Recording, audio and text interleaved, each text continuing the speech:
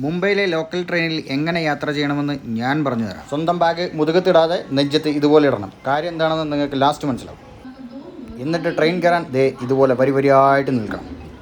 അടുത്തത് കയറാൻ ഉദ്ദേശിക്കുന്ന ട്രെയിനിൽ ഒരു കാല് വെക്കാനെങ്കിലും സ്ഥലമുണ്ടോ എന്ന് നോക്കണം. ഇല്ലെങ്കിൽ അടുത്ത ട്രെയിൻ പിടിക്കുക, അതായിരിക്കും നമ്മുടെ ജീവന് നല്ലത്. അത് ഈ ട്രെയിനിൽ തൂങ്ങി വരുന്ന ആളുകളെ കാണുമ്പോൾ നിങ്ങൾക്ക് മനസ്സിലാവും. റിസ്ക് എടുക്കാൻ ഞാൻ തയ്യാറല്ലാത്തതുകൊണ്ട് ഞാൻ അടുത്ത ട്രെയിൻ നോക്കി. അടുത്ത ട്രെയിൻ വന്നാൽ വായി നോക്കി നിൽക്കാതെ ഇതുപോലെ ഇടിച്ചു കയറിക്കൊള്ളണം. വാതിലിക്കൽ നിൽക്കാൻ നോക്കണ്ട, പരമാവധി കയറി ഉള്ളിലേക്ക് കയറി നിന്നോ.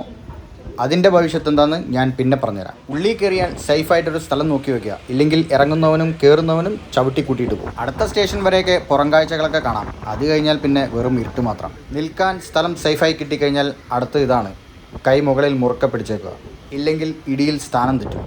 ഇതുപോലെ മൊബൈൽ നോക്കി നിൽക്കാനൊന്നും എപ്പോഴും സമയം കിട്ടിയെന്ന് വരില്ല. നേരത്തെ ഡോറിൽ നിൽക്കണ്ടെന്ന് പറഞ്ഞതിൻ്റെ കാരണം ഇതാണ്. ഏത് വഴിയൊക്കെ കയറി വരുന്ന ദൈവത്തിന് പോലും അറിയില്ല. ട്രെയിനിൽ തിരക്ക് തുടങ്ങിയാൽ പിന്നെ വല്ലാത്തൊരു അനുഭവമാണ്. കുറേ നേരം എയറിൽ നിൽക്കാം. 4 സൈഡിൽ നിന്ന് ഫ്രീ ആയി മസാജും കിട്ടും. ഒരു കാര്യം പറയാൻ മറന്നു, നമ്മുടെ വിലപിടിപ്പുള്ള സാധനങ്ങൾ നമ്മൾ തന്നെ സൂക്ഷിക്കുക. ഇല്ലെങ്കിൽ എപ്പോൾ പോയി എന്ന് ചോദിച്ചാൽ മതി. പോകുന്നത് കേരളത്തിലേക്കുള്ള ട്രെയിനാണ്, നമ്മുടെ നിസാമുദ്ദീൻ. ട്രെയിനിൽ കയറേണ്ടത് പറഞ്ഞു, നിൽക്കേണ്ടത് പറഞ്ഞു, സൂക്ഷിക്കേണ്ടത് പറഞ്ഞു.